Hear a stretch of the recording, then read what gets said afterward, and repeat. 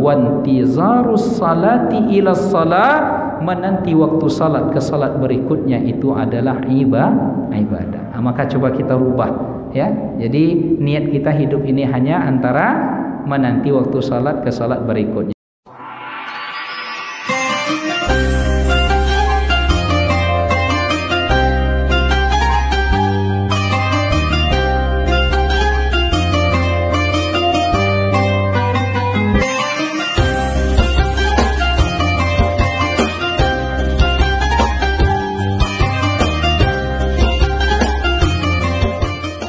Assalamualaikum warahmatullahi wabarakatuh.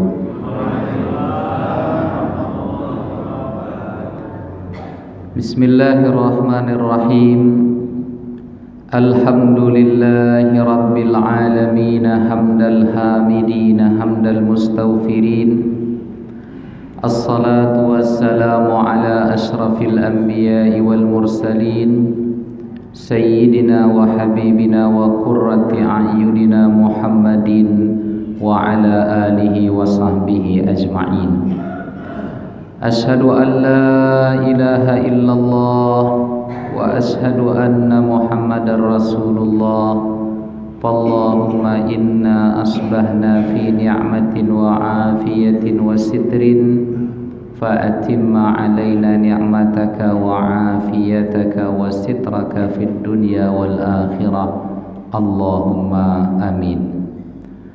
Alim ulama, cerdik pandai, tokoh masyarakat, ayah bunda, orang tua kami, besar tak disebut gelar, kecil tak dihimbau nama, umumnya hadirin hadirat, tamu-tamu Allah, sidang jamaah fardu subuh yang dimuliakan oleh Allah Ta'ala.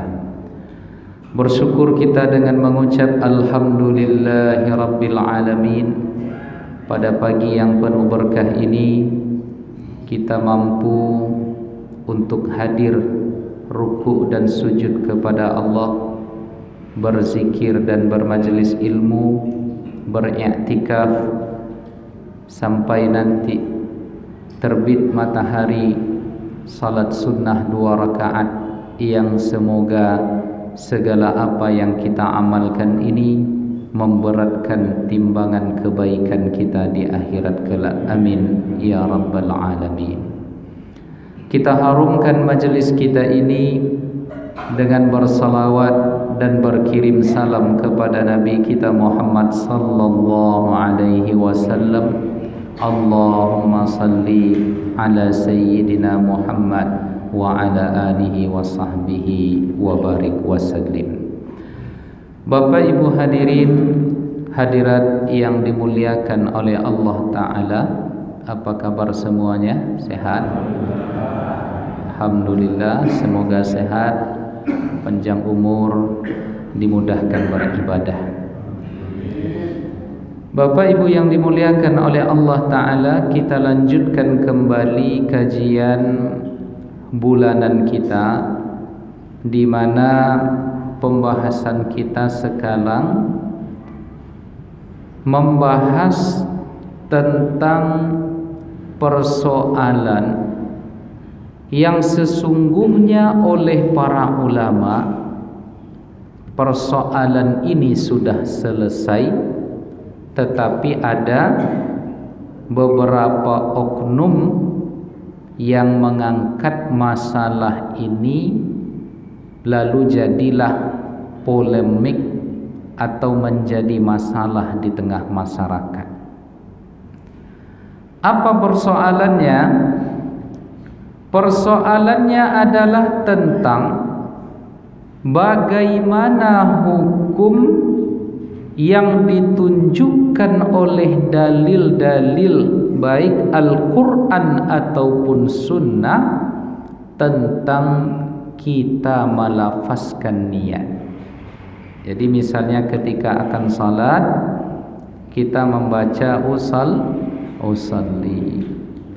Umpamanya ketika kita akan berpuasa esok hari, kita lafazkan niat itu dengan ucapan nawaitu sauma ghadin dan seterusnya. Nah, lalu bagaimana statusnya ini Bapak Ibu?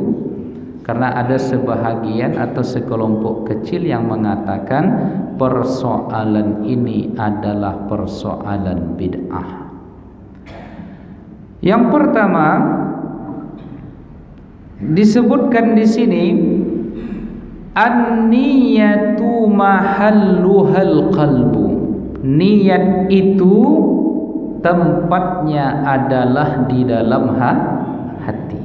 Jadi niat itu bersemayam, hadir di dalam hati, maka oleh karenanya fayalzamu man arada ibadatan, maka mestilah orang yang akan atau hendak melakukan ibadah, baik itu berwudu, baik itu salat, baik itu zakat, baik itu puasa, maupun ibadah itu haji, maka mesti orang yang melakukan ibadah ini menghadirkan niat di dalam hati. Allah Ta'ala mengatakan wa ma umiru illa liya'budullaha mukhlishina lahuddin. Mereka tidak diperintahkan kecuali hanya menyembah Allah mukhlishina lahuddin, agar mereka dalam kondisi mengikhlaskan semuanya kepada Allah Ta'ala. Lalu ditafsirkan oleh Al-Imam Al-Qurtubi, mukhlishina lahuddin itu artinya adalah mengikhlaskan segala ibadah kita hanya untuk Allah semata. Makanya Bapak Ibu, ketika kita salat itu takbir Allahu Akbar, dibuka dengan takbir, hanya Allah yang maha besar. Lalu kita disunnahkan untuk mengucapkan atau membaca doa istiftah. Doa istiftah di antara sekian banyak yang ada riwayatnya di dalam mazhab Syafi'i, yang dianjurkan adalah seperti yang kita baca sehari-hari. Allahu Akbar, Allahu Akbar kabiran walhamdulillahi katsiran wa subhanallahi bukratan wa asila. Wajjahtu wajhiya lilladzi fatara as-samawati wal arda hanifan musliman wa ma ana minal musyrikin. Di sini dia. Inna salati wa nusuki wa mahyaya wa mamati lillahi rabbil alamin. Inna salati, sesungguhnya salatku, wa nusuki, seluruh ibadatku, bukan hanya itu, wa mahyaya, hidupku, wa mamati, dan matiku, semuanya diperuntukkan terpulang hanya untuk Allah semata, lillahi rabbil alamin. Jadi hidup kita ini Bapak Ibu yang dimuliakan oleh Allah, harus semuanya diperserahkan kepada Allah. Kalau sudah seperti itu sikap batin kita, maka kita akan merasa tenang. Nah, maka prinsip yang pertama, kita mesti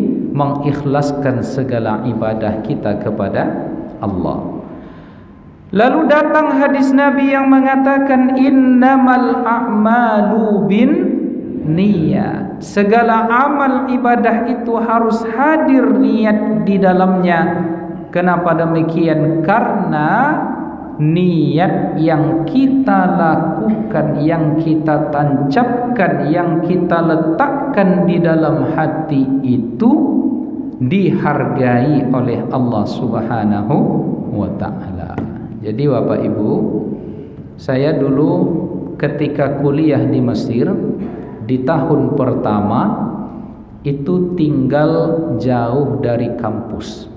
Ada sekitar 1 jam dari kampus Al-Azhar itu. Setiap hari kalau berangkat kuliah mesti naik bis. Kadang bis kota di Mesir itu Bapak Ibu yang berjubel, apa istilahnya, penuh, apalagi kalau di musim panas.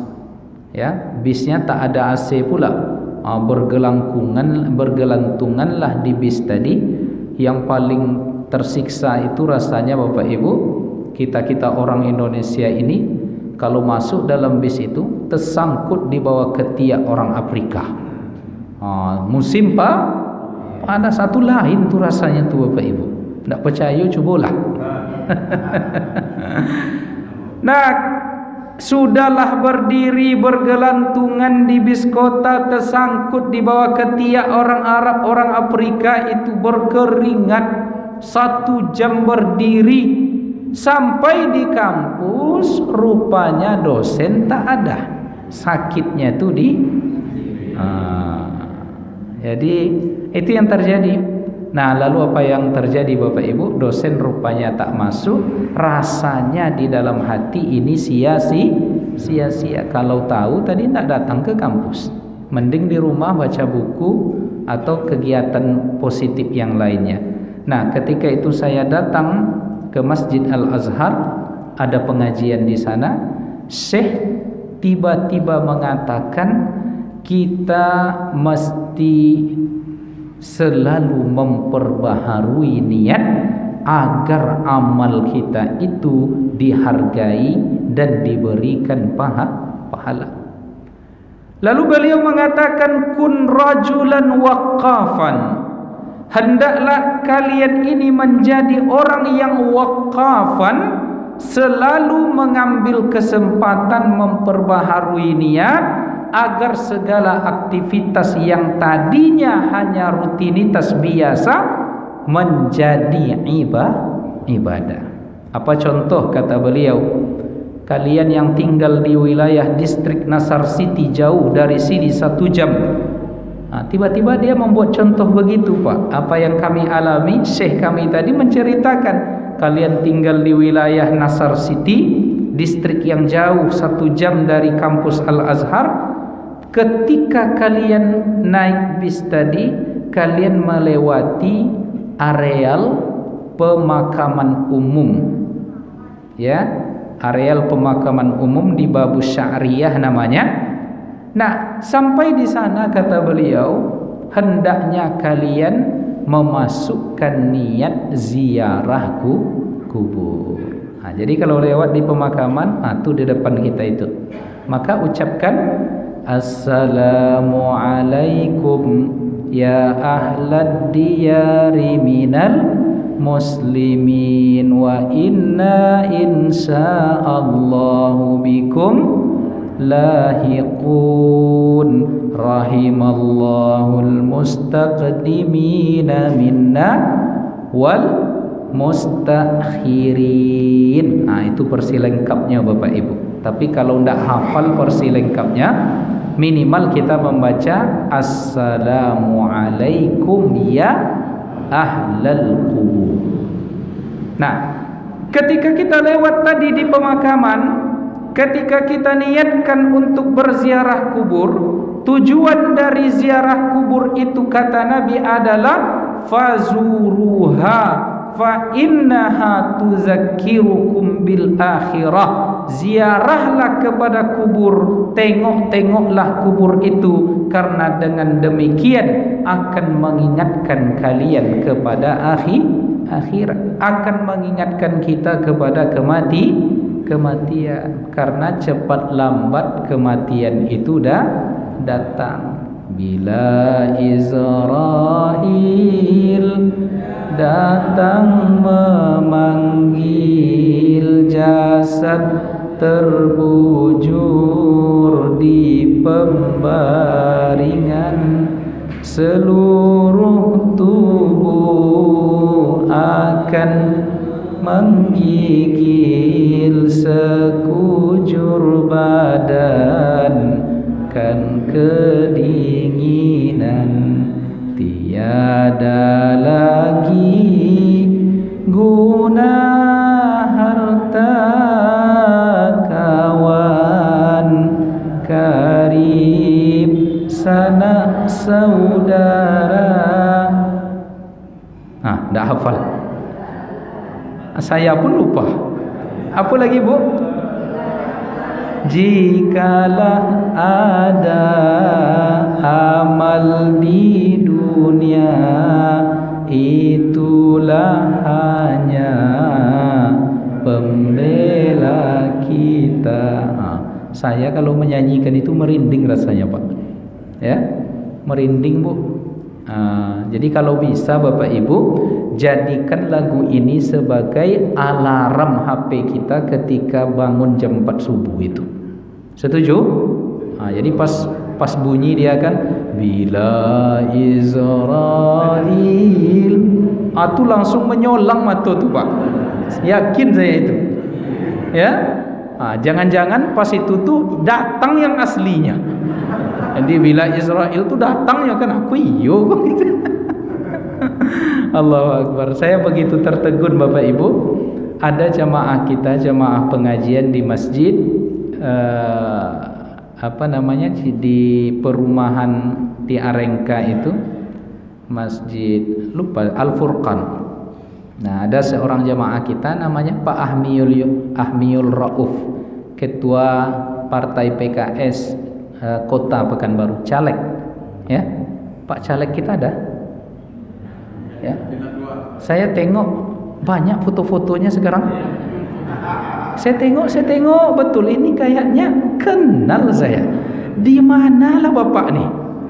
Ya, inisiatif namanya AA. Saya PNS nanti dikira pula saya apa kan? Siapalah Bapak nih? Nggak asing wajahnya. Barulah teringat kemarin, Pak. Oh, ini Bapak nih rasanya di Baitus Salman. Iyo kan? Masih ketua kan? Pandai-pandailah Bapak Ibu tuh. Ya, mengerti aja lah maksudnya nih. Kita tidak kampanye. Nah, Bapak Ibu yang dimuliakan oleh Allah. Jadi Bapak nih seminggu yang lalu menjelang maghrib masuk, bersiap-siaplah dia untuk berangkat ke masjid. Berwudu, sudah mandi, berwudu, ya. Pakai baju untuk salat, sarung, pakai peci. Kemudian berangkat ke masjid. Tiba di pekarangan masjid itu sakit dada. Ya, tuh duduk, ya, tak sadarkan diri. Lalu dibawa kan dekat di depan masjid itu ada rumah sakit Sansani. Di Arengka.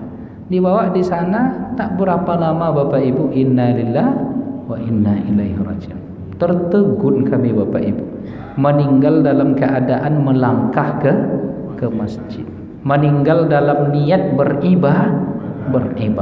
Meninggal dalam keadaan berwudu. Orang yang berjalan menuju masjid untuk melaksanakan salat, kata Nabi, terhitung dia seperti orang salat. Coba tengok.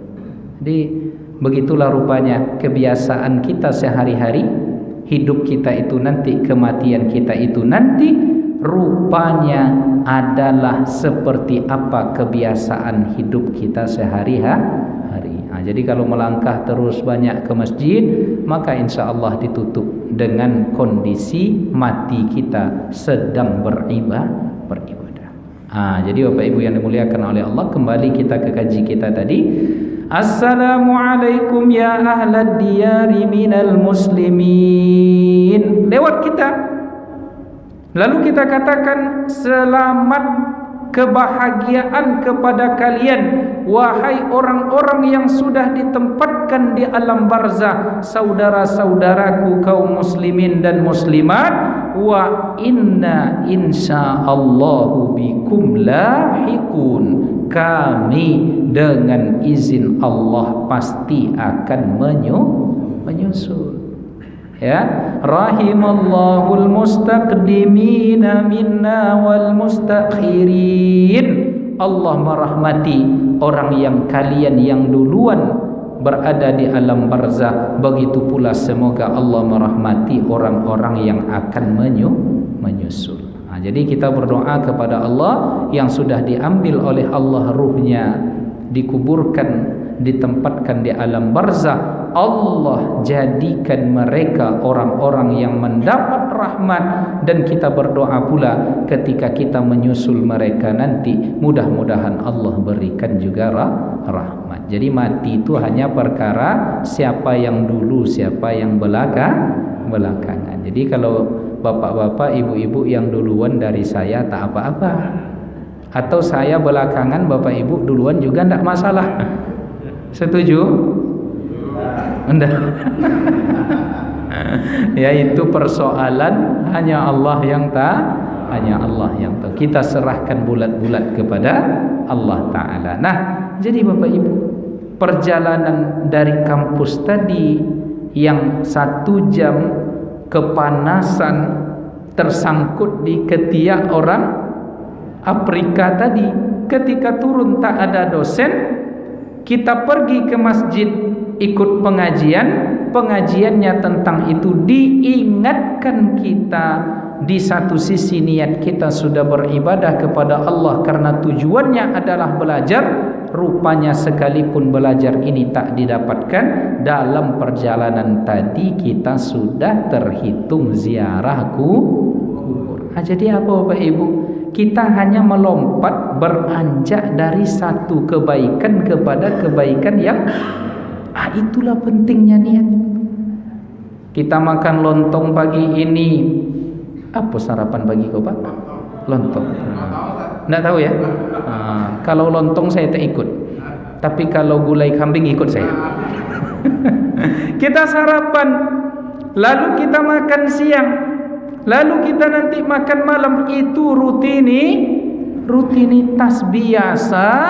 Maka niat itu datang untuk membedakan mana rutinitas, mana ibadah.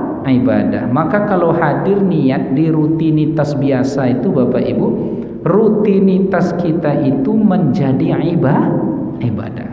Makan, kita niatkan, ya Allah, dengan makan ini memberi hak kepada tubuh, memberi kekuatan kepada fisik untuk beribadah, memudahkan kita untuk melakukan kebaikan, tidak kelaparan. Maka jadilah makan rutinitas kita sehari-hari itu menjadi ibadah. Itulah fungsinya Bapak Ibu. Nah, sekarang persoalannya di dalam ibadah-ibadah itu, seumpama salat, seperti haji, seperti umrah, bolehkah kita melafazkan dengan lisan kita? Maka para ulama sudah membahas tentang persoalan ini. Zahaba jumhurul ulama, mayoritas ulama berpendapat bahwa melafalkan niat dengan lisan, yang ada di dalam hati diucapkan dengan lisan. Para ulama mayoritasnya mereka mengatakan bahwa hal itu mustahab. Mustahab itu dianjurkan. Coba tengok siapa di antara ulama yang berpendapat demikian. Mazhab Hanafi, mazhab Syafi'i, mazhab Hambali, mereka hampir semuanya mayoritas mengatakan mustahab. Nah, dari mana kesimpulan hukum dianjurkan ini? Di antara alasannya, wazalika litazkiril lisan alqalba fatakunun niyatu an istihdarin haqiqi. Nah, itu fungsinya Bapak Ibu. Lisan tadi sekedar menguatkan apa yang hadir di dalam hati. Jadi fungsinya itu. Niat itu bukan di lidah, tetapi di dalam hati. Tetapi mengapa diucapkan oleh lisan? Dalam rangka mengokohkan apa yang ada di dalam hati. Maka oleh karenanya prinsip utamanya apa yang ada di dalam hati dulu Pak. Ya, hadirkan di dalam hati, sekalipun barangkali terselip lidah salah mengucap tapi hatinya begitu. Contoh, usalli fardal asri katanya. Padahal dia salat zuhur. Terucap di lidah asar, tapi dalam hati niatnya ini adalah zuhur. Salah lidah. Karena begitu nak Pak? Ya, saya pernah begitu. Kita niatnya salat zuhur, tetapi keselip lidah terucap usalli fardal asri. Itu tidak masalah. Tidak apa kenapa? Karena yang utama adalah apa yang ada di dalam hati. Maka dikatakan oleh para ulama, disebutkan di sini oleh ulama di antaranya yang disampaikan oleh pengarang kitab Nihayatul Muhtaj, wan niyatu bil qalbi ijma'an. Niat itu hadir di dalam hati, sudah sepakat ulama tentang itu. Jadi kalau tak ada niat di dalam hati, salat misalnya, maka salat batal. Nah, fala yakfi nutqu biha ma'a ghaflati qalbihi anha. Tidak cukup diucapkan dengan lisan niat tadi sedangkan tidak hadir hati, lalai dari niat. Diucapkannya dengan lisannya tapi hatinya tak berniat, itu tidak sah. Lalu kalau hatinya berniat, lidahnya salah, itu sah. Nah, ini disebutkan di dalam kitab demikian. Nah, lalu Bapak Ibu, apa yang menjadi dalil? Ada banyak dalil dari hadis Nabi yang disimpulkan darinya oleh para ulama bahwa hukumnya dianjurkan. Apa dalil yang pertama? Nabi Muhammad ketika haji dan umrah melafazkan niat yang ada di dalam hatinya. Maka ketika ia berada di dalam atau di tempat miqat ihram, apa yang diucapkan oleh Nabi? Labbaik Allahumma hajjan. Ya Allah, aku berniat menjemput panggilanmu dalam melaksanakan ibadah haji. Ketika umrah, Nabi juga melafazkan niatnya, labbaik Allahumma umratan. Ya Allah, aku datang menjemput panggilanmu dalam melaksanakan umrah.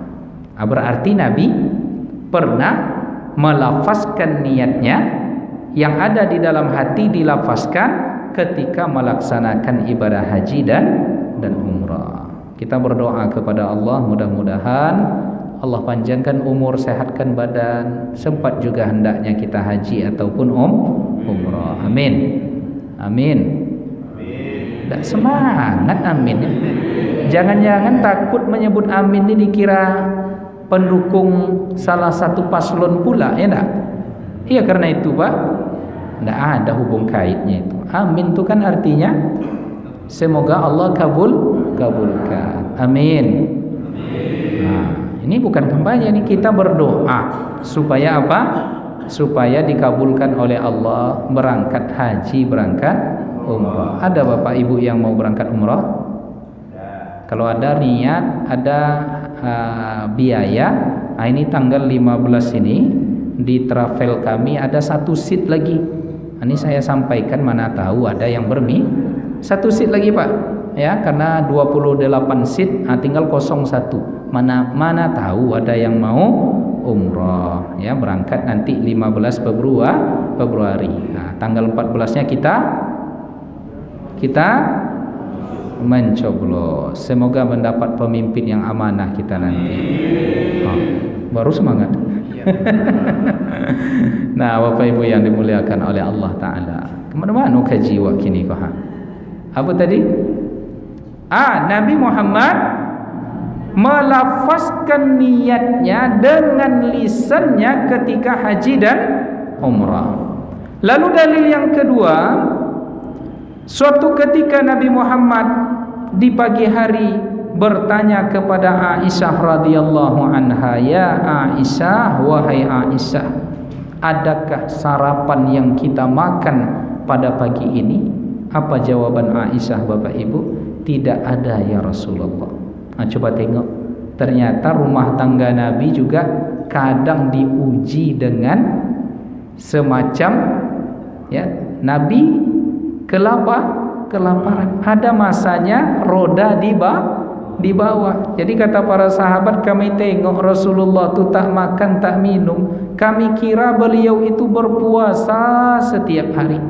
Tapi pernah pula para sahabat berasumsi Nabi tak pernah puasa karena hampir setiap hari makan, dalam artian nampak dia mengkonsumsi makanan. Ini menunjukkan apa, kadang Nabi kondisi ekonominya di bawah, kadang pula di atas. Itu biasa Bapak Ibu, siklus kehidupan. Jadi jangan cemas-cemas betul tentang perkara rezeki ini, ya.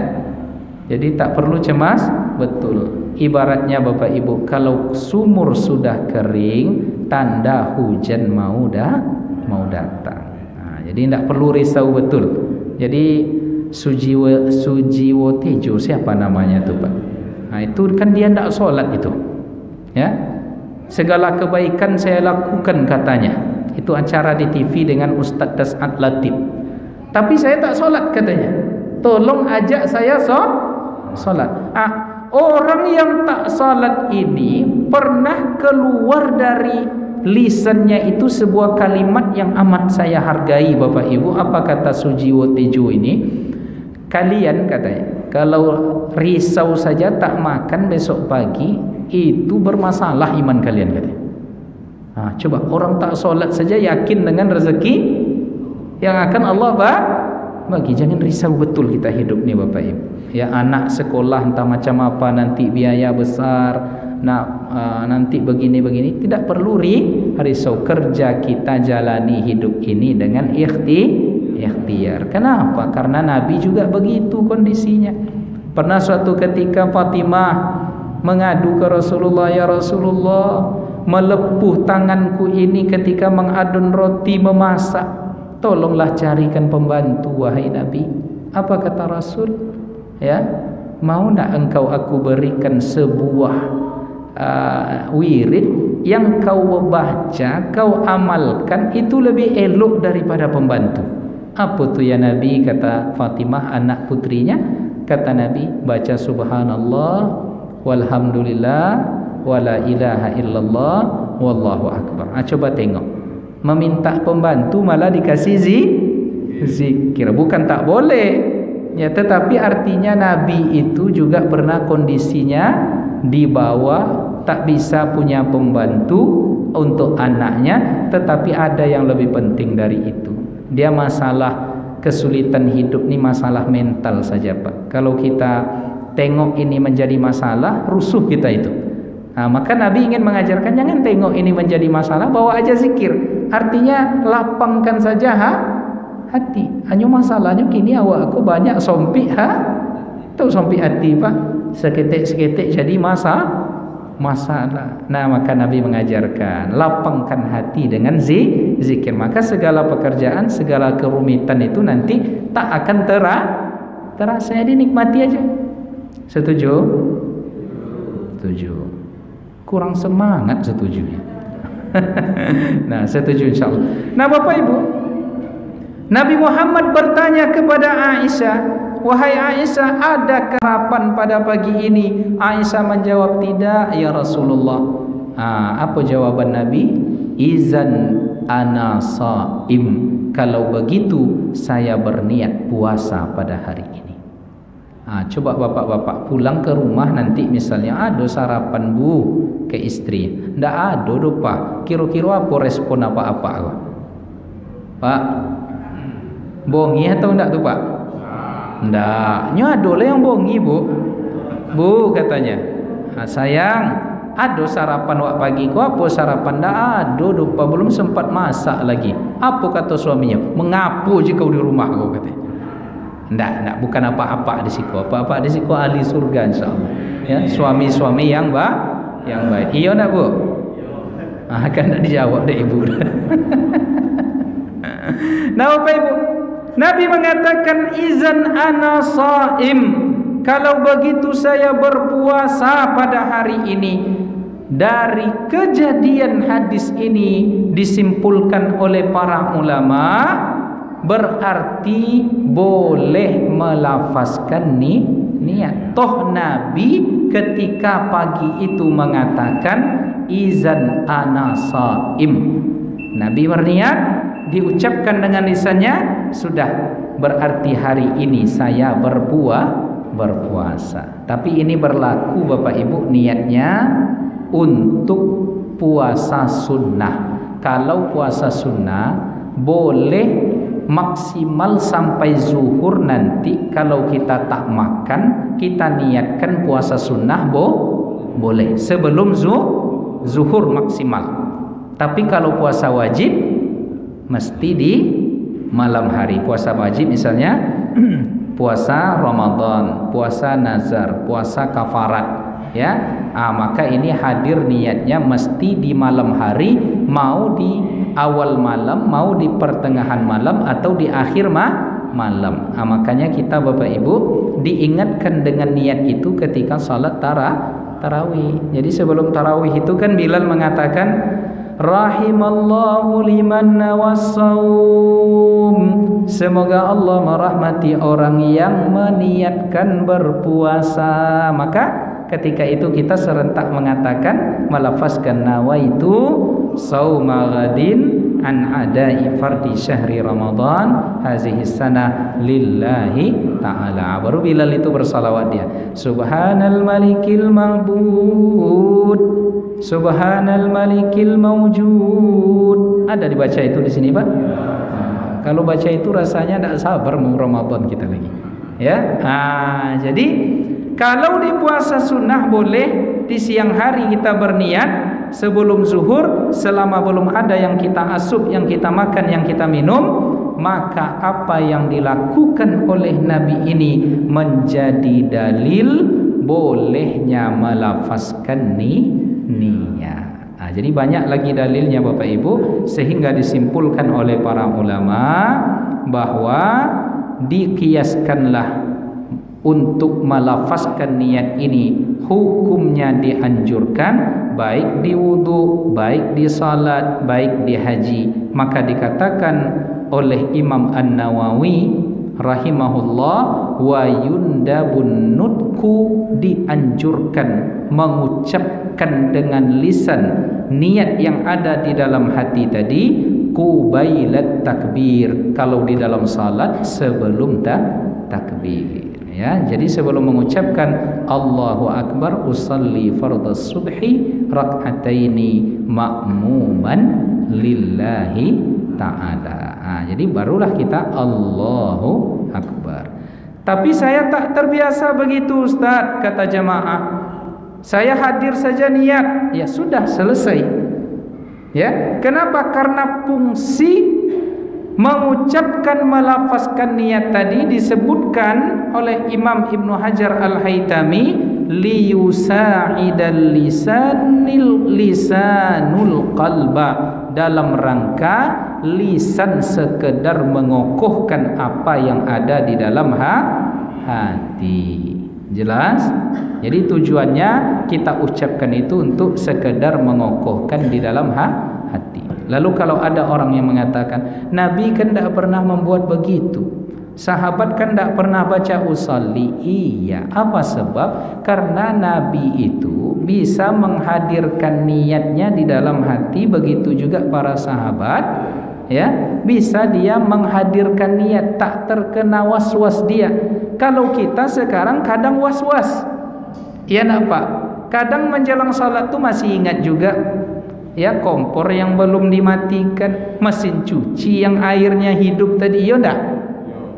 Kadang awak Bapak Ibu diingatkan dek setan itu justru sebelum salat dan kadang di dalam salat.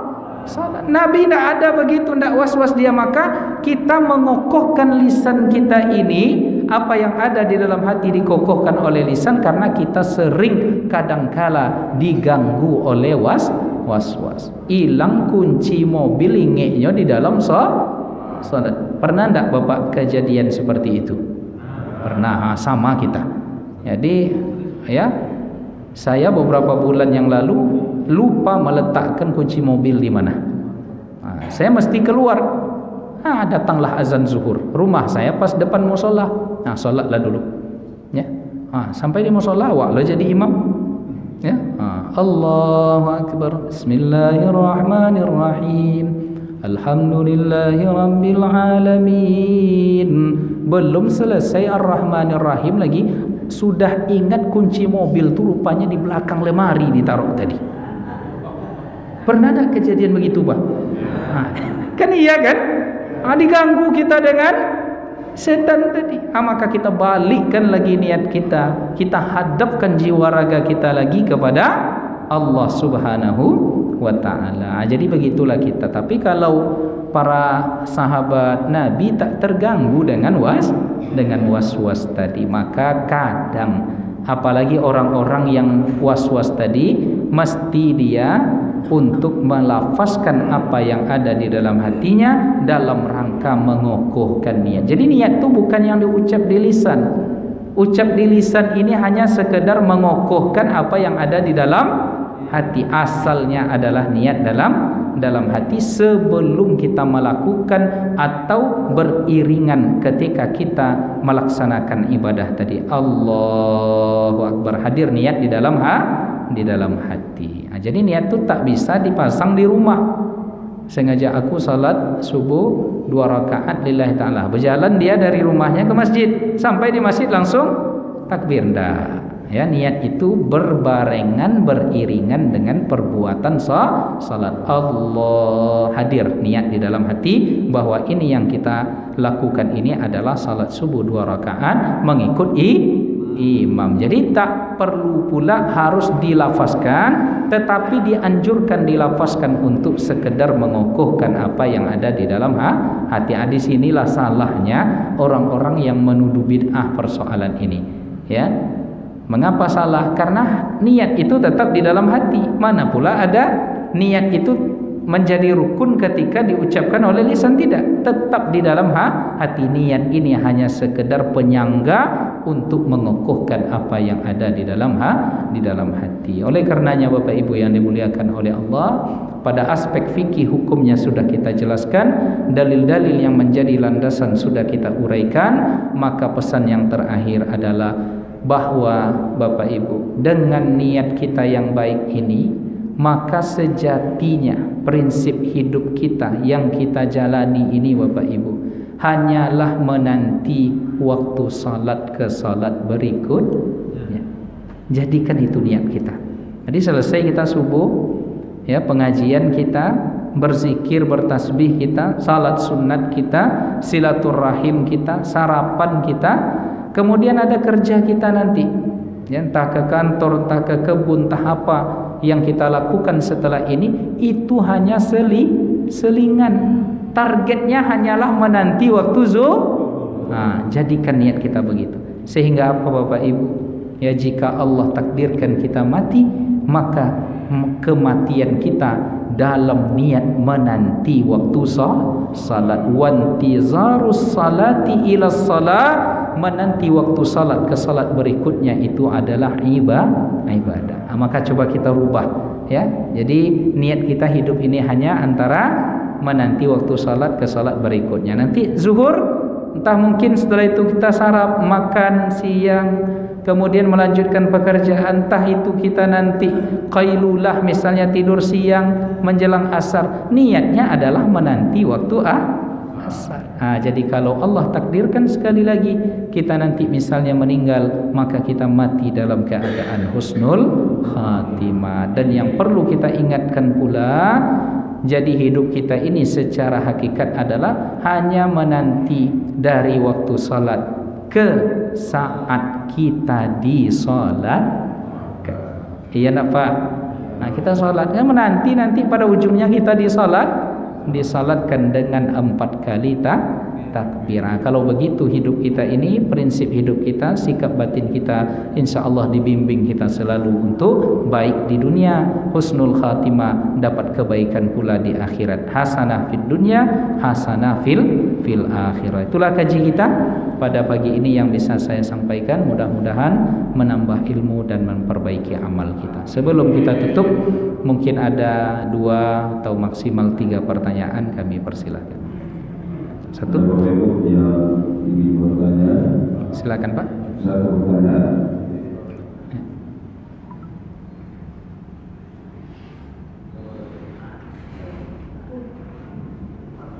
Assalamualaikum warahmatullahi wabarakatuh. Waalaikumsalam ya Pak. Jadi sedikit saya mau bertanya nih Pak Ustaz. Baik.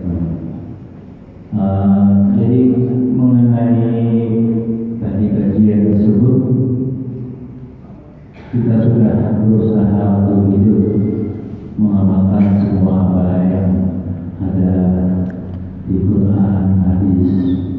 Nah, pertanyaan saya ini, kita sudah berikhtiar dan kita sudah berusaha semaksimal mungkin, tetapi kenapa hidup kita masih kurang bahagia dan kurang bisa sebahagia orang lain? Sebenarnya itu aja. Assalamualaikum warahmatullahi wabarakatuh. Kita sudah berupaya, kita sudah bekerja, kita sudah ikhtiar. Rupanya hidup masih begitu-begitu saja. Mengapa begitu-begitu saja? Yang pertama, yang mesti kita pahami adalah sebagaimana yang disebutkan di dalam Al-Quran, la yus'alu amma yaf'alu wa yus'aluna amma yaf'alun. Jangan pertanyakan apa perbuatan Allah, tapi tengoklah apa yang kamu perbuat. Ya Allah, mengapa begini saja ya Allah? Saya sudah ikhtiar. Itu kurang ajar kepada Allah namanya. Ya, jadi saya jawab terlebih dahulu, kita mesti mendahulukan adab dan etika kepada Allah. Kenapa? Karena Allah berhak membuat apa yang hendak Dia buat. Itu yang pertama. Lalu yang kedua, ini hanya masalah waktu, karena sunnatullah itu tak akan berubah.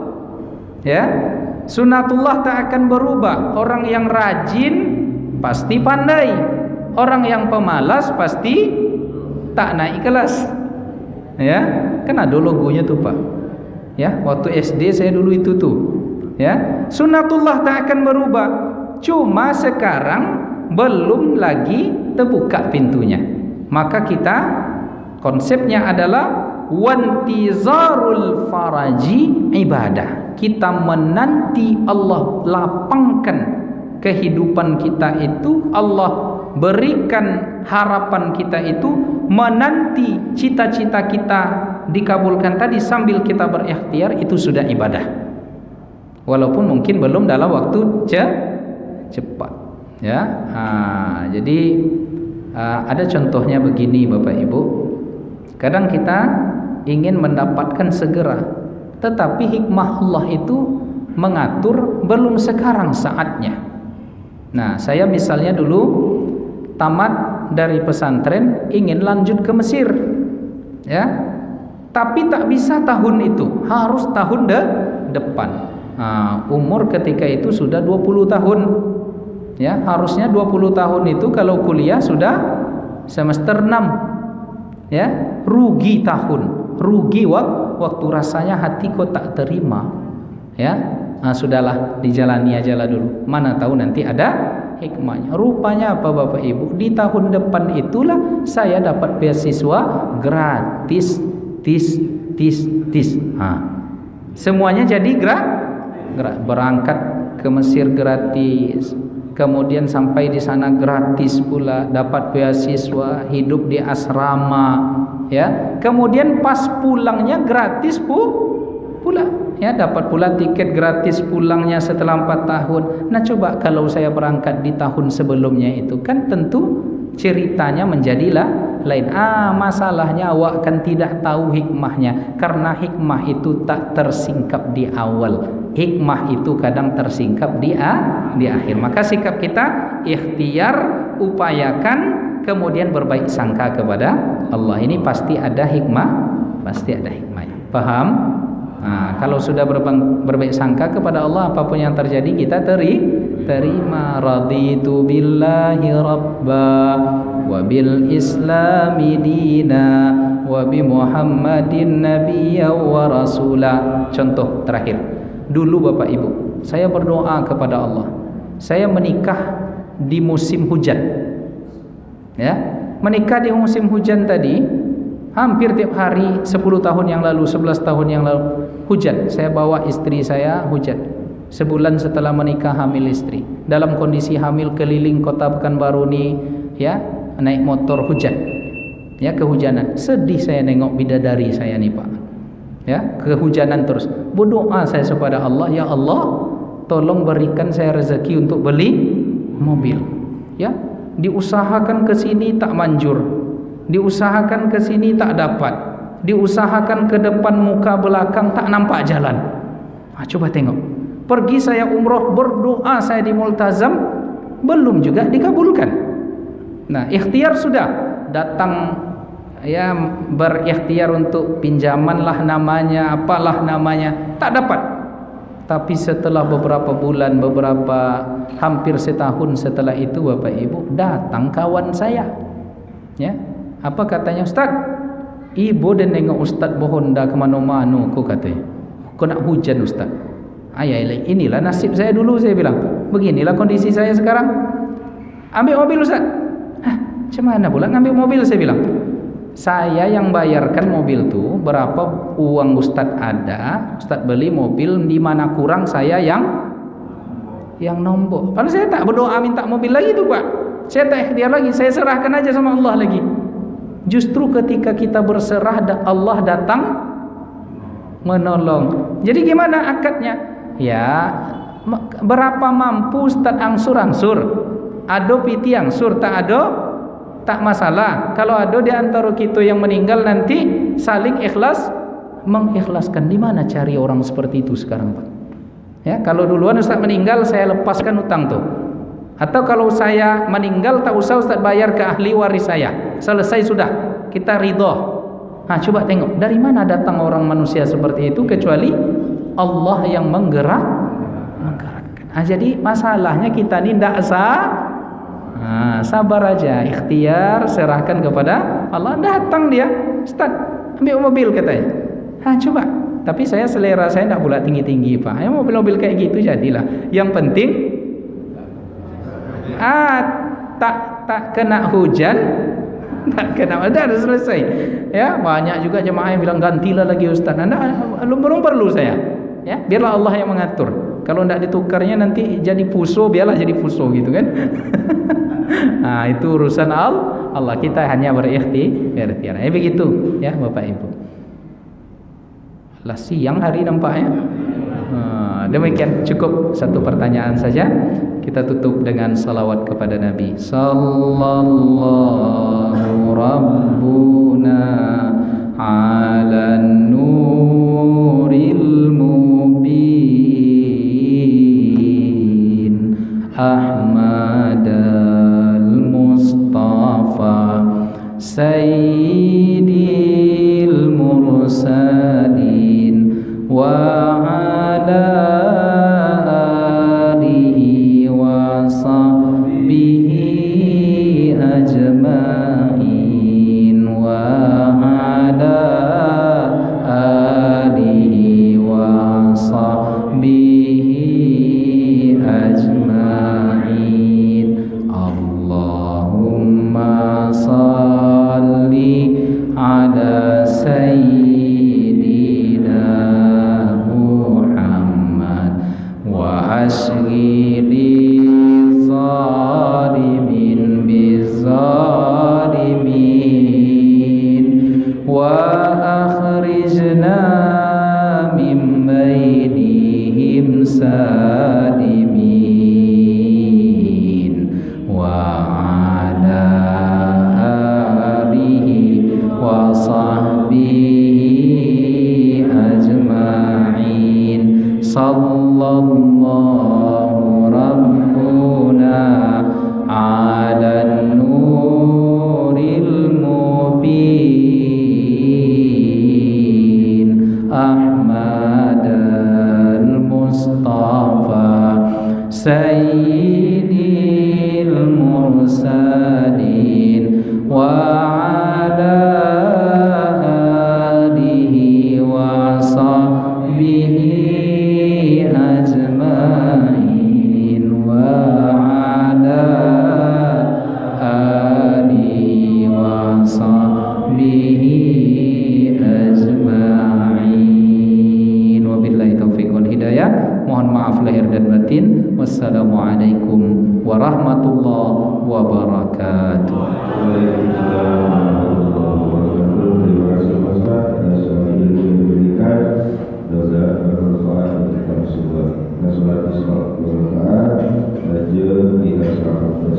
Assalamualaikum warahmatullahi wabarakatuh.